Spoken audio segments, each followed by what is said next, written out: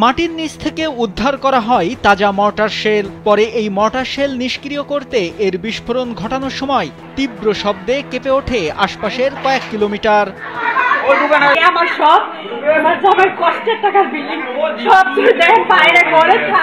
Mortar শেলটি নিষ্ক্রিয় করেন পুলিশের বোম ডিসপোজাল ইউনিটের সদস্যরা। রাত ৮টার দিকে এই বিস্ফোরণের তীব্রতা এতটাই বেশি ছিল যে আশপাশের শতাধিক বাড়িঘর ও দোকানপাট ক্ষতিগ্রস্ত হয় বলে জানান স্থানীয়রা। পুলিশের ভুলে এমন দুর্ঘটনার জন্ম বলেও মন্তব্য করেন তারা।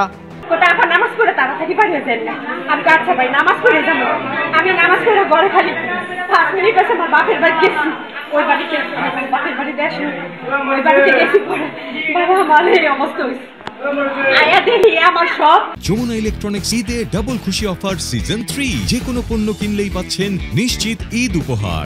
আমার সবার কষ্টের টাকার বিল্ডিং সব দেখেন বাইরে করে খাই এই দেখেন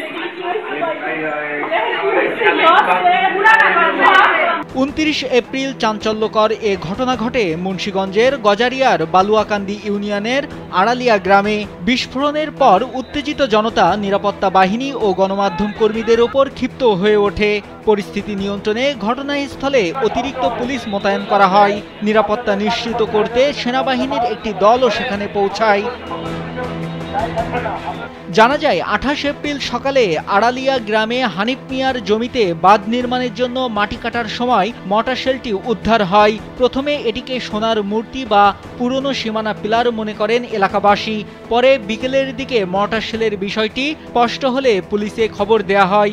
পুলিশ দ্রুত ঘটনাস্থলে গিয়ে মর্টার শেলটি উদ্ধার করে। পরে ২৯ এপ্রিল রাতে বিস্ফোরণের মাধ্যমে এটি নিষ্ক্রিয় করা হয়।